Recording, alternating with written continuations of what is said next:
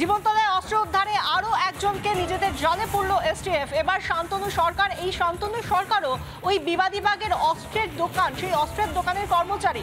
এর আগে জয়ন্ত দত্ত, তাকেও গ্রেফতার করা হয়েছিল, একই অস্ত্রের দোকানের কর্মচারী ছিল সেও। এবার শান্তনু সরকার, যাকে এসটিএফ নিজেদের জালে পুড়েছে, ধৃত ফারুক মল্লিক, যাকে গতকাল বসিরহাট থেকে গ্রেফতার করা হয়েছিল, তাকে জিজ্ঞাসাবাদ করেই এই শান্তনুর নাম পায় এসটিএফ। জানা যাচ্ছে শান্তনু চম্পাহাটির বাসিন্দা। হাজি রশিদকে ডাবল ব্যারেল বন্দুক বিক্রি করেছিল এই শান্তনু। ফারুক সেই ডাবল ব্যারেল বন্দুক কেনে হাজি রশিদের কাছ থেকে, যে হাজি রশিদকে জীবনতলা থেকে বিপুল পরিমাণ কার্তুজ সহ গ্রেফতার করেছিল বা আগ্নেয়াস্ত্র সহ গ্রেফতার করেছিল এসটিএফ। এবং এই জায়গা থেকে বেশ কিছু যারা ধৃত, এখনো পর্যন্ত 6 জন, তাদের সঙ্গে অনেকের সঙ্গে শাসক দলের যোগ পাওয়া যাচ্ছে। এবং আরও বেশ কিছু অস্ত্রের দোকান, সেই সমস্ত অস্ত্রের দোকানেও রাজ্য জুড়ে সেদিকেও নজর রয়েছে যে সেখান থেকে অস্ত্র পাচার করা হচ্ছিল কিনা, সেই সমস্ত খতিয়ে দেখছে এসটিএফ। আরও বিস্তারিত জানাবেন, আমাদের সঙ্গে রয়েছেন আমাদের প্রতিনিধি সৈকত পাল। সৈকত, কি আপডেট উঠে আসছে?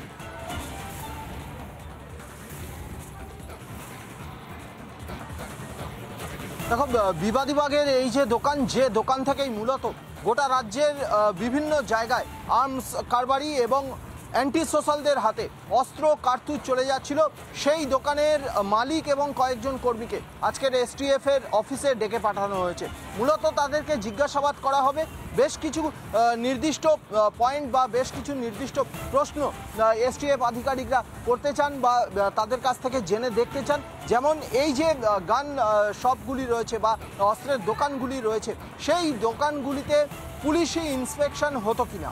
তার কারণ একটা নিয়ম রয়েছে বা নিয়ম অনুযায়ী এই যে অস্ত্রের দোকান, সেখানে কিন্তু প্রতিনিয়ত বা নিয়ম মাফিক পুলিশি ইন্সপেকশন হওয়া উচিত। সেই পুলিশি ইন্সপেকশন হতো কিনা, কোন মাসে কত পরিমাণ বন্দুক বা অ্যামুনিশনস কার্তুজ আসছে, সেগুলো বিক্রি হচ্ছে কতটা, তার যে হিসেব নিকেশ সেগুলো নিজেদের কাছে যেমন রাখা দরকার দোকানগুলোর, তেমন পুলিশকেও জানানো দরকার। এই বিষয়টা হতো কিনা খতিয়ে দেখবে এসটিএফের গোয়েন্দারা। এর পাশাপাশি এই যে অস্ত্র ব্যবসা বা অস্ত্র পাচারের চক্র, এই অস্ত্র পাচারের চক্রে এখনও পর্যন্ত 2 চব্বিশ পরগনা অর্থাৎ উত্তর এবং দক্ষিণ 24 পরগনার মধ্যে বিস্তৃত, এমনটা জানতে পেরেছে এসটিএফ। এছাড়া অন্য কোনো জেলায় এই অস্ত্র ব্যবসায়ী বা অস্ত্র পাচারের চক্র ছড়িয়ে পড়েছে কিনা বা অন্য কোনো রাজ্যে ছড়িয়ে পড়েছে কিনা সেটাও জানতে চায়। অন্যদিকে যেটা দেখা যাচ্ছে, ইতিমধ্যেই পরশুদিন যে 4 জনকে গ্রেপ্তার করেছিল এসটিএফ, তার মধ্যে 2 জন হাসনাবাদের বাসিন্দা সেলিম গাজী এবং ইশাক গাজী। এই 2 জন তৃণমূল কংগ্রেসের প্রাক্তন সদস্য, তৃণমূল কংগ্রেস কর্মী, এবং গতকালকে গ্রেপ্তার হওয়া ফারুক, সেও তৃণমূল কংগ্রেস কর্মী। অর্থাৎ শাসক দলের ছত্রছায়ায় থেকে এই অস্ত্র ব্যবসা, অস্ত্র পাচার, অ্যান্টি সোশ্যালসদের হাতে অস্ত্র কার্তুজ পৌঁছে দেওয়া, এটা শাসক দলের ছত্রছায়ায় থেকে করেছিল, এমনটা এখনো পর্যন্ত পাওয়া যাচ্ছে। তাহলে এসটিএফের গোয়েন্দারা জানার চেষ্টা করছেন এই শাসক দলের ছত্রছায়ায় থেকে এই যে অস্ত্র ব্যবসা বা অস্ত্র কারবার, সেটা অন্য রাজ্যে ছড়িয়ে পড়েছিল কিনা। অন্য রাজ্যে যদি ছড়িয়ে পড়ে, সেক্ষেত্রে পার্শ্ববর্তী বিহারের ভাগলপুর এবং মুঙ্গেরের বিষয়টা উঠে আসছে। ইতিমধ্যেই আমরা জেনেছি একটা মুঙ্গের কানেকশন চলে এসেছে।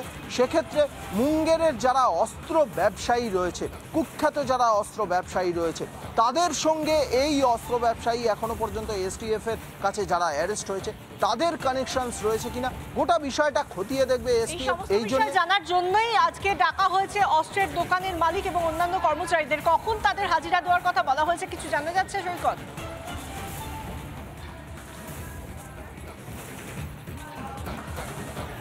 আজ সকাল 10:30 থেকে 11টার মধ্যে এই অস্ত্র দোকানের মালিক এবং বাকি কর্মীদেরকে এসটিএফ অফিসে তলব করা হয়েছে। তাদেরকে জিজ্ঞাসাবাদ করে এই বিষয়গুলোই জানতে চায়। এই বিষয়গুলোর ওপরে আরও ইনভেস্টিগেটিং অফিসাররা তারা ইনভেস্টিগেশন চালিয়ে যেতে চায়, জানা যাচ্ছে এসটিএফ। ধন্যবাদ সৈকত। আমরা কথা বলছিলাম, আমাদের সঙ্গে ছিলেন আমাদের প্রতিনিধি সৈকত পাল। এবং এই ঘটনার পরে এতগুলো দিনে আমরা দেখতে পাচ্ছি 6 জনকে যাদের গ্রেফতার করা হয়েছে, তাদের মধ্যে 3 জনেরই তৃণমূল অর্থাৎ শাসক দলের যোগ পাওয়া যাচ্ছে। কেউ পঞ্চায়েতের প্রাক্তন সদস্য, কেউ আবার তৃণমূল কর্মী। এই জায়গা থেকে গতকাল বসিরহাট থেকে যে ফারুক মল্লিককে গ্রেফতার করেছিল এসটিএফ, সেই ফারুক মল্লিকের বাবা তিনি কি বলছেন শুনুন। এখন সবই গ্রাম কমিটি নানাবিধ যা হয় আর কি কন্দল করে ওই টিএমসি করে ওই গ্রাম কমিটি যা করে রেখেছে। নানা ধরনের কন্টেন্ট দেখার জন্য লাইক করুন, শেয়ার করুন আমাদের ফেসবুক পেজ, সাবস্ক্রাইব করুন আমাদের ইউটিউব চ্যানেল। পাশাপাশি অন্যান্য ব্রেকিং নিউজের জন্য অবশ্যই চোখ রাখুন রিপাবলিক বাংলায়।